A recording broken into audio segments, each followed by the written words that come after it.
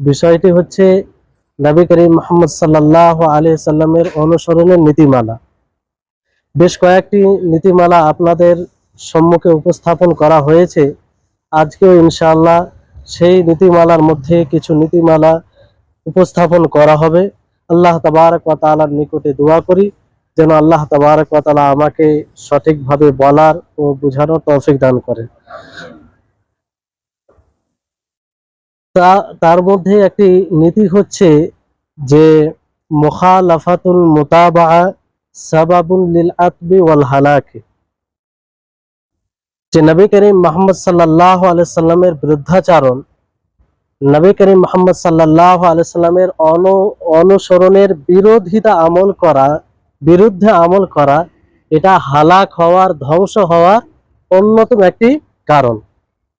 যদি কোনো মানুষ রাসূল সাল্লাল্লাহু আলাইহি সাল্লামের অনুসরণের বিরুদ্ধে আমল করে তাহলে সে ধ্বংস হবে, তার আমল ধ্বংস হবে, সেও ধ্বংস হবে, এতে কোনো সন্দেহ নেই।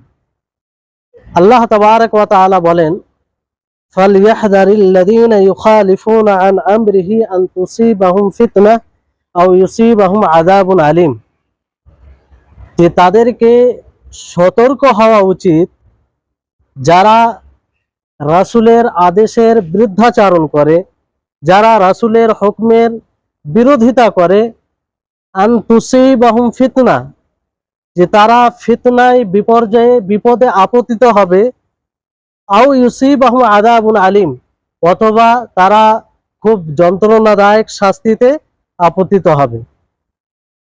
তাহলে এই আয়াতে আল্লাহ তাবারক ওয়া তাআলা সুস্পষ্টভাবে ঘোষণা করে দিয়েছেন যে যারাই রাসূলের আদেশের বিরুদ্ধাচরণ করবে, যারাই রাসূল সাল্লাল্লাহু আলাইহি সাল্লামের অনুসরণ করবে না, তাদের উপরে আল্লাহর পক্ষ থেকে বিপর্যয় নেমে আসবে, মুসিবত আসবে এবং তারা যন্ত্রণাদায়ক শাস্তির সম্মুখীন হবে। আর এর উদাহরণ আমরা অনেক পাই। রাসূল সাল্লাল্লাহু আলাইহি সাল্লামের বিরোধিতা করে কোনো কাজে সফলতা পাওয়া সম্ভব নয়। যেমন আমরা শুনেছি যে উহুদ যুদ্ধে প্রায় সেই যুদ্ধে নবী করিম মুহাম্মদ সাল্লাল্লাহু আলাইহি সাল্লাম ও সাহাবায়ে কেরাম রিজওয়ানুল্লাহি আলাইহিম আজমাইন জয়ের পথে ছিলেন, জয়ী হয়ে গেছিলেন, কিন্তু নবী করিম মুহাম্মদ সাল্লাল্লাহু আলাইহি সাল্লাম আব্দুল্লাহ ইবনে জুবাইরকে ওনাকে জাবালে রুমাতে কমান্ডার বানিয়েছিলেন, দায়িত্বশীল বানিয়েছিলেন, আর বলেছিলেন যে তুমি এখানেই থাকবে, এখান থেকে কোনো সময় সরে যাবে না যতক্ষণ পর্যন্ত আমি না বলবো। কিন্তু যখন মুসলিম সাহাবায়ে কেরাম জয়ের পথে কাফেররা ময়দান ছেড়ে পালাতে আরম্ভ করলো, তারা মালে গনিমত অনেক ধন সম্পদ ছেড়ে পালাতে আরম্ভ করলো, তো তারা মনে করলো তারা তো চলে গিয়েছে, এখন আর কোনো অসুবিধা নেই, আমরা নিচে নেমে পড়ি। তো যখন নিচে নেমে পড়ে তো আব্দুল্লাহ ইবনে জুবাইর তিনি স্মরণ করিয়ে দিলেন যে তোমরা কি জানো না কি রাসূল সাল্লাল্লাহু আলাইহি সাল্লাম আমাদেরকে কি বলেছেন, যে যতক্ষণ পর্যন্ত রাসূল না আমাদেরকে কিছু বলবে ততক্ষণ পর্যন্ত এখান থেকে আমরা যেতে পারি না। তো সাহাবায়ে কেরাম বললেন যে না, এটা তখন যতক্ষণ যুদ্ধ চলাকালীন, এখন তো প্রায় চলে গিয়েছে, এখন আমরা নিচে নেমে পড়ি। তো এই ধারণায় ওনারা নিচে নেমে পড়লেন। এই যে এই কথার বিরোধিতা, নবী করিম মুহাম্মদ সাল্লাল্লাহু আলাইহি ওয়াসাল্লাম বলেছিলেন যে যতক্ষণ পর্যন্ত আমি না বলি এই জায়গা থেকে তোমরা সরবে না, এই জায়গা থেকে যাবে না। এই বিরোধিতা করার কারণে কি হলো, সে জয়ী যুদ্ধ যেখানে কাফেররা ময়দান ছেড়ে পলায়ন করতে আরম্ভ করেছিল, তারা চলে গিয়েছিল প্রায়, কিন্তু খালিদ বিন ওয়ালিদ যে তখন ঈমান আনেনি, সে এই সুযোগ ভেবে সেই জাবালে রুমাতে যে সব সাহাবায়ে কেরাম ছিল তাদের উপর আক্রমণ করে, কারণ অনেকে নেমে গিয়েছিল। তো আক্রমণ এমন ভাবে করলো তারা যে 70 জন সাহাবী মারা গেলেন। কতজন? 70 জন সাহাবী শহীদ হলেন। এটার কারণ কি ছিল? কিসের কারণে? যে রাসূল সাল্লাল্লাহু আলাইহি সাল্লামের একটা হুকুমের বিরোধিতা করার কারণে। শুধু 70 জন সাহাবী শহীদ হয়েছিলেন তা নয়, নবী করিম মুহাম্মদ সাল্লাল্লাহু আলাইহি সাল্লাম সেই কারণে আঘাত পেয়েছিলেন। তো সেই উহুদ যুদ্ধ আমাদের জন্য একটা শিক্ষণীয় বিষয়, কিংবা সেখান থেকে একটা বার্তা পাওয়া যায় যে রাসূলের যখনই আমরা বিরোধিতা করব, যখনই আমরা বিরুদ্ধাচারণ করব, তখনই আমরা হালাক হব, আমরা কোনো কাজে সফলতা লাভ করতে পারবো না। তো সদা সর্বদা নবী করিম মুহাম্মদ সাল্লাল্লাহু আলাইহি সাল্লামের অনুসরণ করতে হবে। তার বিরোধিতা করাই মানে হালাকাত এবং ধ্বংস হওয়ার কারণ হবে। আল্লাহ তাবারক ওয়া তাআলা সূরা নিসার 115 নম্বর আয়াতে বলেন, ওয়া মান ইউশাকিকির রাসূল মিন বা'দি মা তাবায়্যানা লাহুল হুদা ওয়া ইয়াত্তাবি' গায়রা সাবিলিল মুমিনিনা নুআল্লিহি মা তাওয়াল্লা ওয়া নুসলিহি জাহান্নামা ওয়া সাআত মাসীরা। যে যাদের নিকটে হক সুস্পষ্ট হয়ে যায়, হেদায়েত সুস্পষ্ট হয়ে যায়, তারপরেও তারা রাসূলের বিরুদ্ধাচরণ করে, সে তার বিরোধিতা করে এবং ওয়ায়াত্তাবি গায়রা সাবিলিল মুমিনিনা, মুমিনদের পথ ছাড়া অন্য কারো পথের তারা অনুসরণ করে, তাহলে কি হবে? আল্লাহ তাবারক ওয়া তাআলা বলছেন, নুআল্লিহি মা তাওয়াল্লা, আমি তাদেরকে সেদিকেই ফিরিয়ে দেব যেদিকে তারা যেতে যাচ্ছে কিংবা যেদিকে তারা যায়। ওয়া নুসলিহি জাহান্নামা, এবং তাদেরকে জাহান্নামে নিক্ষেপ করব। ওয়া সাআত মাসীরা, আর সেটা কতই মন্দ ঠিকানা হবে। সম্মানিত উপস্থিতিগণ, এত সুন্দরভাবে আল্লাহ তাবারক ওয়া তাআলা বলেছেন যে হক সুস্পষ্ট হয়ে যাওয়ার পরে, হেদায়েত সুস্পষ্ট হয়ে যাওয়ার পরে যদি আমরা রাসূলের বিরোধিতা করি, রাসূলের বিরুদ্ধাচরণ করি, রাসূলের অনুসরণ না করি, তাহলে আমাদের ঠিকানা কি হবে? জাহান্নাম হবে। আমাদের হেদায়েতের পথ বন্ধ হয়ে যাবে। আল্লাহ তাবারক ওয়া তাআলা কি বলেন? নুআল্লিহি মা তাওয়াল্লা, যে আমি তাদেরকে সেদিকে ফিরিয়ে দেব যেদিকে সে যাবে। তাহলে আমরা যদি রাসূলের বিরুদ্ধাচরণ করি, রাসূলের অনুসরণ না করি, রাসূলের হাদিস আসা সত্ত্বেও সেটাকে যদি আমরা সেটার উপর আমল না করি, কোন ইমামের কওলকে লক্ষ্য করে, কোন ইমামের ফতোয়াকে লক্ষ্য করে কিংবা কোন হুজুরের ফতোয়াকে লক্ষ্য করে, তাহলে এটা কি রাসূলের বিরুদ্ধাচরণ হবে না? সেই সাহাবীদের পথ ছাড়া অন্যদের পথ অনুসরণ করা হবে না? আল্লাহ তাবারক ওয়া তাআলা বলেন, ওয়ায়াত্তাবি' গায়রা সাবিলিল মুমিনিন, যে মুমিনদের পথ ছাড়া তারা অন্য কারো পথের অনুসরণ করবে। এখানে মুমিন বলতে কারা? মুমিনের ঈমানের দরজায় সর্বপ্রথম কারা আসবে? সেই সাহাবায়ে কেরাম রিজওয়ানুল্লাহি আলাইহিম আজমাইন। তা আমাদের সামনে সেই রাসূলের পথ, সাহাবাদের পথ সুস্পষ্ট, সেই রাসূলের হাদিস সুস্পষ্ট, দিনের আলোর মতো, দিবালোকের আলোর মতো একদম সুস্পষ্ট, কোনো বক্রতা নাই।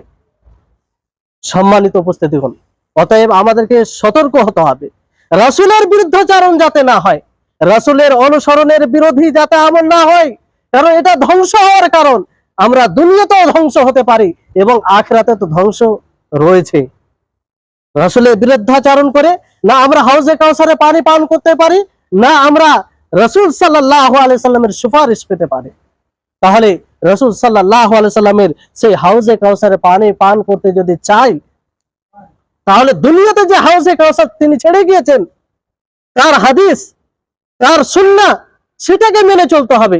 যদি আমরা বাস্তবে তার হাতে হাউজে কাউসারের পানি পান করার প্রত্যাশী হয়, তাহলে তার সুন্নাত অনুযায়ী আমাদেরকে জীবন যাপন করতে হবে।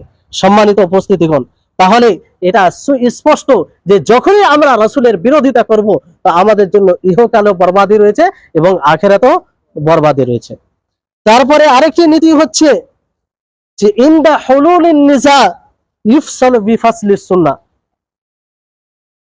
যে যখন কোনো বিষয়ে দ্বিমত চলে আসবে, কথা কাটাকাটি হবে, কোন ইমাম বলছে এটা হবে, কোন ইমাম বলছে এটা হবে, এক আলিম বলছে না এটা করতে হবে, আরেক আলিম বলছে এটা করতে হবে, ভিন্ন ফতোয়া চলে আসবে, দ্বিমত চলে আসবে, তখন কিসের দ্বারা ফয়সালা হবে? শেষ সিদ্ধান্ত চূড়ান্ত কি হবে? কিতাবুল্লাহ ও সুন্নাতে রাসূল, সুন্নাতে রাসূল দ্বারা ফয়সালা করা হবে। ফালা ওয়া রাব্বিকা লা ইউমিনুনা হাত্তা ইউহাক্কিমুকা ফীমা শাজারা বাইনাহুম, তারা অতক্ষণ পর্যন্ত মুমিন হতে পারে না, মুমিন হবে না যতক্ষণ পর্যন্ত তারা নিজের বিবাদিত মাসআলাতে বিষয়ে আল্লাহর রাসূলকে, আল্লাহর কওলকে শেষ হাকিম বলে না মেনে নিবে, শেষ বিচারক বলে না মেনে নিবে। তাহলে যে কোনো দ্বিমত বিষয়ে আমাদের শেষ সিদ্ধান্ত নিতে হবে কিতাবুল্লাহ ও সুন্নাতে রাসূল দ্বারা। আল্লাহ তাবারক ওয়া তাআলা বলেন যে ফাইন তানাযাতুম ফি শাইইন ফারুদ্দুহু ইলাল্লাহি ওয়ার রাসূল ইন কুনতুম তুমিনুনা বিল্লাহি ওয়াল ইয়াউমিল আখির যালিকা খায়রুন ওয়া আহসানু তা'ওয়িলা। যে যদি তোমরা কোনো বিষয়ে দ্বিমতে পড়ে যাও, দ্বিমত ঘটে যায়, ভিন্ন ভিন্ন মত চলে আসে কোনো বিষয়ে, ফারুদ্দুহু ইলাল্লাহি ওয়ার রাসূল, তাহলে সেই বিষয়টিকে আল্লাহ এবং রাসূলের নিকটে উপস্থিত করো। সেই বিষয়টিকে কোথায় উপস্থিত করতে হবে? আল্লাহ এবং রাসূলের নিকটে। যদি তোমরা বাস্তবে মুমিন হও, যদি সত্যিকারে তোমরা আল্লাহ এবং তার রাসূলের উপরে ঈমান নিয়ে এসে থাকো, ইন কুনতুম তুমিনুনা বিল্লাহ, এখানে আল্লাহ তাআলা শর্ত বেঁধে দিয়েছেন। ঈমানের দাবি যে বিবাদিত মাসলাতে যেখানে দ্বিমত হবে সেখানে সর্বপ্রথম কিতাবুল্লাহকে দেখতে হবে, তারপর সুন্নতে রাসূলকে দেখতে হবে। সেই কিতাবুল্লাহ ও সুন্নতে রাসূল দ্বারা যা স্পষ্ট হবে সেটাকে মাথা নত করে মেনে নিতে হবে। হতে পারে সেটা কোনো আমার ইমামের বিরুদ্ধে যেতে পারে, হতে পারে সেটা আমার প্রিয় শেখের বিরুদ্ধে যেতে পারে, হতে পারে সেটা আমরা যে আগে থেকে পূর্ব থেকে আমল করে আসছি সেটার বিরুদ্ধে যেতে পারে, হতে পারে যে আমাদের মনের চাহিদা, মন যেটা চাইছে সেটা বিরুদ্ধে যেতে পারে। তা সত্ত্বেও সেখানে সেটাকে মানতে হবে। এটাই হচ্ছে ইত্তেবা। এরই নাম হচ্ছে যে মুমিনদের কথা হবে আইয়াকুলু সামি'না ওয়া আতা'না। যখন তারা শুনবে আল্লাহ এবং তার রাসূলের বাণী, তারা বলবে যে আমরা শুনলাম, মেনে নিলাম, শুনলাম, তার উপরে ইতাআত করলাম। এতে কোনো আমাদের বুদ্ধি খাটানো যাবে না, এতে কোনো বিবেক লাগানো যাবে না। সম্মানিত উপস্থিতিগণ, তাহলে এইভাবে আমাদের সকলকে নবী করিম মুহাম্মদ সাল্লাল্লাহু আলাইহি সাল্লামের অনুসরণ করতে। তারপরে আরেকটি নীতি যে লাইসাল ফাজলু বিকাসরাতিল ইজতিহাদ ওয়া ইন্নামাল হুদা ওয়াস সাদাদ। ইবনে তাইমিয়া রাহিমাহুল্লাহ এই নীতিটি বর্ণনা করেছেন যে অতিরিক্ত ইবাদত করা, অতিরিক্ত ইবাদতে পরিশ্রম করা এটা ফজিলতের বিষয় নয়। আসলে আপনাকে দেখতে হবে যে সঠিক পদ্ধতিতে ইবাদত করছেন কি করেন না। আপনি যেই ইবাদতে পরিশ্রম করছেন সেই ইবাদতটি হিদায়াতের মধ্যে রয়েছে কি আছে কি নেই, সেই ইবাদতটি কোরআন ও হাদিসে প্রমাণিত আছে কি নেই সেটা দেখতে হবে। সেটাই হচ্ছে আসল বিষয়। কোরআন হাদিস অনুযায়ী যদি আপনি ইবাদত করেন তাহলে সেই ইবাদত আপনাকে জান্নাতে নিয়ে যাবে। আর যদি আপনি ইবাদতের পাহাড় জমিলেন,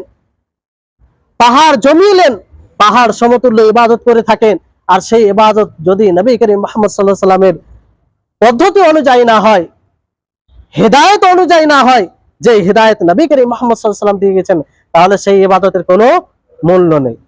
আচ্ছা বলুন তো, যদি কোনো মানুষ ফজরের 2 রাকাত সুন্নাতে প্রথম রাকাতে সূরা বাকারা পাঠ করে আর দ্বিতীয় রাকাতে সূরা নিসা পাঠ করে, আর একজন ব্যক্তি প্রথম রাকাতে সূরাতুল কাফিরুন পাঠ করে আর দ্বিতীয় রাকাতে সূরাতুল ইখলাস পাঠ করে, কোনটি উত্তম?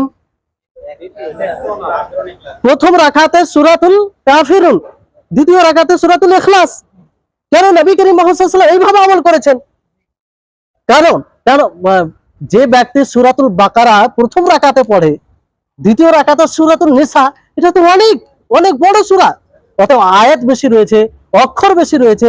এমনি আপনি তেলাওয়াত, সাধারণ তেলাওয়াত করতে গেলে তার নেকি বেশি আছে, তো এখানে উত্তম কেন নয়? মুহাম্মদ সাল্লাল্লাহু আলাইহি সাল্লাম আমাদেরকে আমল করে দেখিয়ে গেছেন। কারণ সুন্নাহ হচ্ছে যে আপনি সেই ফজরের 2 রাকাত সুন্নাতে আপনি কি পড়বেন? প্রথম রাকাতে সূরাতুল কাফিরুন পড়বেন, দ্বিতীয় রাকাতে সূরাতুল ইখলাস পড়বেন। তাহলে এখান থেকে কি স্পষ্ট হয়? এখান থেকে সুস্পষ্ট হয় যে আসল বেশি পরিশ্রম করা এটা আসল বিষয় নয়। আপনি সঠিক ইবাদত করছি কি করি না সেটাই হচ্ছে আসল বিষয়। সেখানেই আপনাকে দেখতে হবে, সেটা ভাবনা, সে বিষয়ে আমাদেরকে সতর্ক হতে হবে। আজকের বর্তমান সময়ে আমরা যদি দেখি অধিক আকারে ইবাদত করার সংখ্যা অনেক রয়েছে, ইবাদতকারীর সংখ্যা অনেক রয়েছে, কিন্তু তারা সঠিক ইবাদত করছে কিনা, কোরআন হাদিস প্রমাণিত পদ্ধতিতে ইবাদত করছে কিনা, সেই এতে মানদণ্ডে যদি দেখি তাহলে সেই ধরনের ইবাদতকারীর সংখ্যা অতি নগণ্য। সম্মানিত উপস্থিতি হন, আশা করি আপনারা বুঝতে পারছেন। তারপরে আরেকটি নীতি হচ্ছে যে আল ইতিসাম বিল মুতাবাআ নাজা, যে নবী করিম মুহাম্মদ সাল্লাল্লাহু আলাইহি সাল্লামের অনুসরণেই রয়েছে সফলতা। নবী করিম মুহাম্মদ সাল্লাল্লাহু আলাইহি সাল্লামের অনুসরণ ছাড়া কোনো বিষয়ে সফলতা নেই। যদিও নবী করিম মুহাম্মদ সাল্লাল্লাহু আলাইহি সাল্লামের অনুসরণ করতে গিয়ে আমাদের বিবেক না ছাড়া দেয়, আমাদের প্রিয় লোকেরা না ছাড়া দেয়, আমাদের সমাজ না ছাড়া দেয়, তা সত্ত্বেও নবী করিম মুহাম্মদ সাল্লাল্লাহু আলাইহি সাল্লামের অনুসরণেই রয়েছে প্রকৃত সফলতা। কারণ নবী করিম মুহাম্মদ সাল্লাল্লাহু আলাইহি সাল্লাম বলেন, কুল্লু উম্মতি ইয়াদখুলুনাল জান্নাহ ইল্লা মান আবা, ইলা ইয়া রাসূলুল্লাহি ওয়া মান ইয়াবা, ক্বালা মান আতাআনি দাখালাল জান্নাহ ওয়া মান আসানি ফাকাদ আবা। নবী সাল্লাল্লাহু আলাইহি সাল্লাম কি বলেন, যে আমার উম্মতের সমস্ত লোক জান্নাতে যাবে। তারা কোথায় যাবে? জান্নাতে যাবে। ইল্লা মান আবা, কিন্তু তারা যারা অস্বীকার করলো। তারা যাবে না যারা অস্বীকার করলো। সাহাবায়ে কেরাম রিজওয়ানুল্লাহি আলাইহিম আজমাইন শুনে বিচলিত হয়ে উঠলেন যে কারা? যারা অস্বীকার করবে আর জান্নাতে যেতে পারবে না। সাহাবায়ে কেরাম রিজওয়ানুল্লাহি আলাইহিম জিজ্ঞাসা করলেন, ওয়া মা ইয়াবা ইয়া রাসূলুল্লাহ, যে তারা কারা? কারা অস্বীকার করবে, তারা এর অন্তর্ভুক্ত হবে? নবী করিম মুহাম্মদ সাল্লাল্লাহু আলাইহি সাল্লাম বলেন, মান আতাআনি দাখালাল জান্নাহ ওয়া মান আসানি ফাকাদ আবা। যে ব্যক্তি আমার অনুসরণ করবে, আমার আনুগত্য করবে, আমার পদ্ধতিতে ইবাদত করবে, আমার পদ্ধতি অনুযায়ী জীবন যাপন করবে, সে জান্নাতে প্রবেশ করবে। আর যে আমার অনুসরণ করবে না, আমার নাফরমানি করবে, সে নিজের বিবেক দ্বারা ইবাদত করবে, কারো শেখকে আমার কথার উপরে, কারো শেখের কথাকে আমার কথার উপরে প্রাধান্যতা দিয়ে ইবাদত করবে, সে নাফরমানি করবে, সে আমাকে অস্বীকার করবে, অর্থাৎ সে জান্নাতে যাবে না। সম্মানিত উপস্থিতিগণ, এই হাদিস কোনো কি বুঝার অসুবিধা আছে? সুস্পষ্ট বাণী নবী করিম মুহাম্মদ সাল্লাল্লাহু আলাইহি সাল্লামের।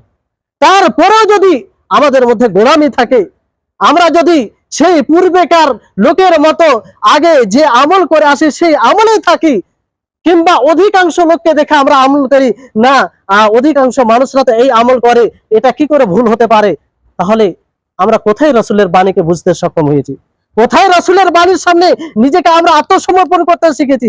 অথচ আমরা কালিমায়ে শাহাদাত দ্বারা আশহাদু আল্লা ইলাহা ইল্লাল্লাহ ওয়া আশহাদু আন্না মুহাম্মাদান আবদুহু ওয়া রাসূলুহু, এর দ্বারা আমরা স্বীকার করেছি যে মুহাম্মদ সাল্লাল্লাহু আলাইহি সাল্লাম আল্লাহর প্রেরিত রাসূল। অতএব তিনি যা বলবেন, তিনি যা বলে গিয়েছেন তা সত্য, তিনার কথাই সত্য হবে, তিনার উপরে কারো কথাকে প্রাধান্য দেওয়া যাবে না। সম্মানিত উপস্থিতিগণ, তাহলে প্রকৃত সফলতা রাসূল সাল্লাল্লাহু আলাইহি সাল্লামের অনুসরণে রয়েছে। অতএব আমাদেরকে সদা সর্বদা তারই অনুসরণ করতে হবে যদি আমরা বাস্তবে ইহকালে ও পরকালে সফলতা লাভ করতে চাই। তারপরে আসুন আরেকটি নীতি হচ্ছে যে মাবতাদা কওমুন বিদআতান ইল্লা ওয়া রুফিয়া মিনাস সুন্নাতি বিহিম বিকাদরিহা। খুব গুরুত্বপূর্ণ আর বাস্তবের সাথে মিলবে, এটা দেখবেন আপনারা, যে যখন কোন কওম, কোন জাতি বিদআতের উপরে আমল শুরু করে, বিদআত আরম্ভ করে, তখন সেই জাতি থেকে যে জায়গায় বিদআত হয়, যে এলাকায় বিদআত হয়, যে মসজিদে বিদআত হয়, সেই জায়গা, সেই মসজিদ, সেই এলাকা থেকে সেই পরিমাণে সুন্নাত উঠে যায়, সেই পরিমাণে সুন্নাতের উপরে আমল হয় না, সেই পরিমাণে তারা সুন্নাতকে গ্রহণ করে না। আপনি দেখবেন যে যেখানে বিদআত আছে সেখানে সুন্নাত উঠে গেছে। এর উদাহরণ যেমন ধরুন যে 5 ওয়াক্ত ফরজ সালাতের পরে সম্মিলিতভাবে দোয়া, দেখবেন যেখানে দোয়া করে নবী করিম মুহাম্মদ সাল্লাল্লাহু আলাইহি সাল্লামের প্রমাণিত যেগুলো দোয়া রয়েছে, আল্লাহর নবী সালাম ফেরানোর পরে দোয়া পাঠ করতেন, আল্লাহু আনতাস সালাম ওয়া মিনকাস সালাম তাবারাকা ইয়া যাল জালালি ওয়াল ইকরাম। তারপরে প্রথমে আস্তাগফিরুল্লাহ আস্তাগফিরুল্লাহ আস্তাগফিরুল্লাহ 3 বার। আরো যে দোয়া রয়েছে আয়াতুল কুরসি, মুআওয়াযাতাইন, তারপরে যে সব দোয়াগুলো প্রমাণিত সেই সব দোয়াগুলো তারা পাঠ করে না, সেই সম্মিলিত দোয়া নিয়েই তারা ব্যস্ত থাকে। অনেক সময় আমরা দেখি কাবাতে, মসজিদে নববীতে অথবা কাবাতে আমরা প্রায় আসর এবং মাগরিব এশা সালাত পড়তাম, মাঝে মধ্যে অন্য সালাতও পড়তাম। তো অনেক লোকে দেখা যায় যে ফরজ সালাত যেমন হয় খুব দ্রুত তাড়াতাড়ি দাঁড়িয়ে সুন্নাত শুরু করে দেয়। আমার কথা যদি মিথ্যা হয়, আপনারা কোনোদিন যদি হজ উমরা করতে যান তো দেখবেন, মিলাবেন, কিংবা যারা গেছেন তারা জানেন যে দ্রুত তারা উঠে সুন্নাত শুরু করে দেয়। আমরা আশ্চর্য হতাম যে এত বড় ফজিলত থেকে তারা বঞ্চিত হচ্ছে কেন, কিসের কারণে? তারা এই জন্য উঠে যেত যে সামনে কি আসছে, সলাতুল জানাজা আসছে, সলাতুল জানাজা আসছে, যেহেতু তার জন্য ঘোষণা হবে, এই জন্য দ্রুত উঠে তারা সুন্নাত শুরু করে দেয়। আবার বসে যদি সুন্নাত শুরু না করে তো এই দোয়া করে, আবার দোয়া করে বাকি যে সলাতের পরে যেগুলো দোয়া আছে সেগুলো তারা পাঠ করে না। তো এগুলো কেন? অথচ প্রমাণিত এগুলো সুন্নাহ, যে ফরজ সালাতের পরে কিছু দোয়া আছে যেগুলো পাঠ করা, কোনো ভেজাল নেই তাতে, বিশুদ্ধ হাদিস দ্বারা প্রমাণিত। এগুলো তারা আমল করছে না, কিসের কারণে? একটাই কারণ, যে তারা সম্মিলিত দোয়া নিয়ে ব্যস্ত। যে সম্মিলিত দোয়া কেন হয় না, অথচ সম্মিলিত দোয়া এর কোনো প্রমাণ নেই, কোনো প্রমাণ নেই। তো সম্মানিত উপস্থিতিগণ, তাহলে যেই জাতির মধ্যে, যেই জায়গায়, যেই এলাকাতে বিদআতি আমল হবে, সেখান থেকে সেই পরিমাণ আপনার সুন্নাত উঠে যাবে। এটা এক প্রকারের আল্লাহর পক্ষ থেকে মার, আল্লাহর শাস্তি দুনিয়াতে, পুরো সুন্নাত থেকে বঞ্চিত হয়ে যাওয়া, রাসূল সাল্লাল্লাহু আলাইহি সাল্লামের প্রকৃত অনুসরণ থেকে বঞ্চিত হয়ে যাওয়া, এর চাইতে বড় কঠিন শাস্তি দুনিয়াতে হতে পারে না। সারা জীবন আপনি সুন্নাত থেকে বঞ্চিত থাকতেন, যে সুন্নাতকে পালন করে আপনি অসংখ্য নেকি অর্জন করতে পারেন, যে সুন্নাতের উপর আমল করে, হতে পারে সেই সুন্নাতের কারণে, সেই সুন্নাতের উপর আমল করে আপনি জান্নাতে যেতে পারেন। কিন্তু বিদআতের উপর আমল করার কারণে সেই সুন্নাতকে আপনি গ্রহণ করতেও সক্ষম নন, কারণ আপনার যে ব্রেনে আছে যে সেই একটি বিদআত তাকে করতে হবে যে কোনো অবস্থায়। সম্মানিত উপস্থিতিগণ, তাহলে আমাদেরকে বিদআত থেকে দূরে থাকতে হবে। তারপরে আসুন আরেকটি নীতি, যে মাবতাদা রাজুলুন বিদআতান ইল্লা ওয়া সুলিবা মিনাত তাকওয়া ওয়াল ওয়ারাই বিকাদারিহা, যে ব্যক্তি কিংবা যে সমাজ, যে জায়গাতে বিদআত আরম্ভ হবে, সেখান থেকে সেই পরিমাণে তাকওয়া, পরহেজগারিতা উঠিয়ে নেওয়া হবে। কি হবে? তাকওয়া, পরহেজগারিতা উঠিয়ে নেওয়া হবে, আল্লাহ ভীরুতা উঠিয়ে নেওয়া হবে। তাদের ভিতরে আল্লাহ ভীরুতা থাকবে না। বাস্তবের সাথে যদি এটা মিলিয়ে দেখেন, তাহলে আপনি নিরপেক্ষভাবে যদি দেখেন, তাহলে এটা দেখতে পাবেন। যারা বিদআতি, তাদের মধ্যে মিথ্যা রয়েছে, তারা হারাম জিনিসকে হালাল বানিয়ে নেয়, এরকম অনেক উদাহরণ রয়েছে। দেখবেন সবচেয়ে বড় বিদআতি যদি এই পৃথিবীতে এখন বর্তমানে থাকে, তাহলে রাওয়াফিজ শিয়া। তারা রাসূলের নামে মিথ্যা কথা বলে, তারা সাহাবীদেরকে কাফের বলতে ছাড়ে না, তারা সাহাবীদেরকে, সমস্ত সাহাবীদেরকে, কয়েকটি সাহাবী ছাড়া সমস্ত সাহাবীকে কাফের বলে। তারা সবচেয়ে বিদআতি। এই বিদআত থাকার কারণে তারা এত বড় দুঃসাহস করতে সক্ষম হয়। সম্মানিত উপস্থিতিগণ, কিসের কারণে? তারপরে খাওয়ারিজ, তারাও একটা বড় বিদআতি। তারা বলে যে কাবিরা গুনাহ করলে ইসলাম থেকে খারিজ হয়ে যায়, ইসলাম থেকে বের হয়ে যায়, সে চিরস্থায়ী জাহান্নামী হবে। তারা এই ধরনের কথা কেন বলে? তার একটাই কারণ, যে তারা সুন্নাহকে ছেড়ে বিদআতে আমল শুরু করেছে, এই কারণে তাদের। আর সবচেয়ে রাওয়াফিজ শিয়া, সবচেয়ে তারা বড় মিথ্যুক, সবচেয়ে বড় মিথ্যুক তারা। ওই জন্য তারা স্বার্থ অনুযায়ী মিথ্যা কথা বলে, আবার প্রকাশ্যভাবে সেটাকে সেটা সঠিক বলে, কিন্তু তাদের অন্তরে সেটা মিথ্যায় আশ্রয় নেয়। তা এটা দেখবেন আপনি, যে যতটা বিদআতে লিপ্ত থাকে, সে ততটাই শরীয়ত বিরোধী কাজ করে। আপনি দেখবেন যারা বিদআত করে, তারা কি করে?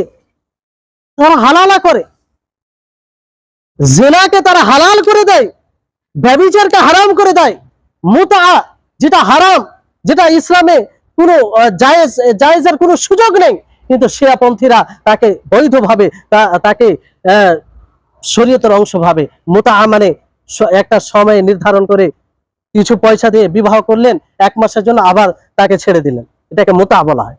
এটাকে বৈধ মনে করে, শরীয়তের অংশ ভাবে। তারপরে হালালা, যদি কোনো ব্যক্তি কোনো স্ত্রীকে তালাক দিয়ে দেয়, আবার সেই স্ত্রী, সে মেয়েটি সেই স্বামীর সাথেই থাকতে চাইছে, তো 2 দিনের জন্য অন্য কারোর সাথে বিবাহ করে, আবার যাকে বিবাহ করে তার সাথে কথা করে নেই যে আবার আমাকে তালাক দুদিন পরে দিয়ে দিবে, এইভাবে বিবাহ করে তালাক নিয়ে আবার পূর্বের স্বামীর কাছে ফিরে যায়, এটাকে তারা হালালা বলে। এটা শরীয়তের অংশ ভাবে শরীয়তকে তারা ছোট করে দিয়েছে। এই কারণে অনেক অমুসলিম তারা প্রশ্ন করে, এই প্রশ্নের কোরআন হাদিস অনুযায়ী এর কোনো স্থান নেই, এটা কোনো মতেই জায়েজ বৈধ হতে পারে না। কিন্তু তাদের কারণে আমাদের মাথা নিচু হয়, তাদের কারণে আমাদেরকে ছোট হতে হয়, যে আমাদের মধ্যে এক বড় সংখ্যক এটাকে ইসলামের অংশ ভাবে। কিসের কারণে? এটা একমাত্র বিদআতের উপর আমল করার কারণে।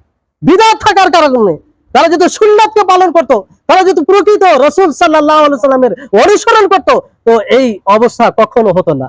সম্মানিত উপস্থিতিগণ, এই জন্য এই বিদআত খুব কঠিন জিনিস। এই বিদআত করতে গেলে আপনি প্রকৃত আল্লাহ তাবারক ওয়া তাআলার নেয়ামত হেদায়েত থেকে আপনি বঞ্চিত হবেন। তারপরে দেখবেন যেখানে সুন্নাহ থাকে, যেখানে রাসূল সাল্লাল্লাহু আলাইহি সাল্লামের প্রকৃত অনুসরণ হয়, সেখানে তাকওয়া, পরহেজগারিতা, আল্লাহ ভীরুতা আপনি দেখতে পাবেন। আমরা দেখেছি, সৌদি আরবে দেখেছি আমরা, সেখানে যে দ্বীনি পরিবেশ আছে, সেখানে যে তারা সুন্নাহ অনুযায়ী দ্বীনকে পালন করে, তার উদাহরণ আপনি পৃথিবীর কোনো জায়গায় দিতে পারবেন না। এটা কোনো বানানো কথা নয়। আপনি নিরপেক্ষভাবে যদি দেখেন, দেখতে পাবেন তারা যতটুকু ইবাদত করে সুন্নাহ অনুযায়ী ইবাদত করে, রাসূল সাল্লাল্লাহু আলাইহি সাল্লামের পদ্ধতি অনুযায়ী ইবাদত করে। এই জন্য দেখবেন তাদের মধ্যে সেরকম আল্লাহ ভীরুতাও রয়েছে, তাদের মধ্যে সেরকম পরহেজগারিতাও রয়েছে। আর যেখানে আপনি দেখবেন যারা সুন্নাহকে মেনে চলে, যারা প্রকৃত সুন্নাহকে মেনে চলে, তাদের আখলাক চরিত্র দেখবেন যে কত সুন্দর হয়। কিন্তু এর পরিবর্তে যারা বিদআতকে মেনে চলে, আপনি দেখবেন বাহ্যিক রূপে যারা বিদআত করে, খুব সুন্দর বড় বড় দাড়ি, লম্বা লম্বা টুপি, একদম বড় বড় পাঞ্জাবি, দেখে খুব সুন্দর মনে হবে, কিন্তু তাদের অন্তরে একদম ময়লা ছাড়া কিছুই থাকে না। কারণ তারা প্রয়োজন, তারা যদি নিজের স্বভাবে আসে, তখন তারা মসজিদকে ভাঙতেও তারা দূর থাকে না। এর জ্বলন্ত উদাহরণ অনেক আছে। কিসের কারণে? বিদআত তাদের মধ্যে আসার কারণে। তো সম্মানিত উপস্থিতিগণ, এই হচ্ছে অবস্থা। এই জন্য আমাদেরকে সদা সর্বদা সুন্নাতের উপরে থাকতে হবে। তারপর আসুন, আরেকটি নীতি হচ্ছে যে আল ইবাদাতুল ওয়ারিদা আলা উজুহিম মুতানাওয়িয়া তুফআলু আলা জামিই উজুহাতিন মুতানাওয়িয়া ফি আওকাতিন মুখতালিফা। এর অর্থ হচ্ছে যে কিছু কিছু ইবাদত আপনার বিভিন্ন পদ্ধতিতে এসেছে, বিভিন্ন পদ্ধতিতে এসেছে। তো সুন্নাহ হচ্ছে আপনি সেই ইবাদতকে বিভিন্ন অবস্থায় বিভিন্ন পদ্ধতিতে পালন করবেন। যতগুলো পদ্ধতিতে প্রমাণ রয়েছে নবী করিম মুহাম্মদ সাল্লাল্লাহু আলাইহি ওয়াসাল্লাম, সমস্ত পদ্ধতিতে কি করতে হবে? আমল করতে হবে। এটা হচ্ছে রাসূল সাল্লাল্লাহু আলাইহি ওয়াসাল্লামের পরিপূর্ণ অনুসরণ, পরিপূর্ণ মুতাবাআতে রাসূল। যেমন আজান, আমরা যে পদ্ধতিতে আজান শুনি, আজানের আরো পদ্ধতি রয়েছে। তো সেই আজানের মাঝে মধ্যে আরো যেগুলো পদ্ধতি রয়েছে, সেই পদ্ধতিতে আজান দেওয়া দরকার, পরিবেশ তৈরি করা দরকার। হঠাৎ করে নয়, পরিবেশ আস্তে আস্তে করে পরিবেশ তৈরি করা দরকার, যাতে সমস্ত সুন্নাহর উপর আমল করা হয়। যেমন আমরা দুআউল ইস্তিফতাহ পাঠ করি, প্রথমে তাকবীরে তাহরিমার পরে আল্লাহুম্মা বাঈদ বাইনি, এটাও প্রমাণিত। সুবহানাকা আল্লাহুম্মা, এটাও প্রমাণিত। এছাড়া আরো দোয়া রয়েছে। তো সমস্ত দোয়াকে এক একবার করে আমল করা উচিত, যাতে আল্লাহর নবীর সমস্ত পদ্ধতির উপরে আমল হয়ে যায়। আর রাসূল সাল্লাল্লাহু আলাইহি সাল্লামের সাথে ভালোবাসার পরিচয় এটাই, যে আমার প্রিয়, আমার ভালোবাসা মুহাম্মদ সাল্লাল্লাহু আলাইহি সাল্লামের সমস্ত পদ্ধতির উপরে আমল করি, তাই না? তো এইভাবে আমল করতে হবে। তারপরে আরেকটি গুরুত্বপূর্ণ নীতি, সেটা হচ্ছে মান আম্মারা সুন্নাতা আলা নাফসিহি নাতাকা বিল হিকমা ওয়া মান আম্মারা আল হাওয়া আলা নাফসিহি নাতাকা বিল বিদআহ। যে ব্যক্তি নিজের নফসকে, নিজের আত্মাকে লালন পালন করবে, আবাদ করবে, কিসের উপরে? হিকমতের উপরে, তাহলে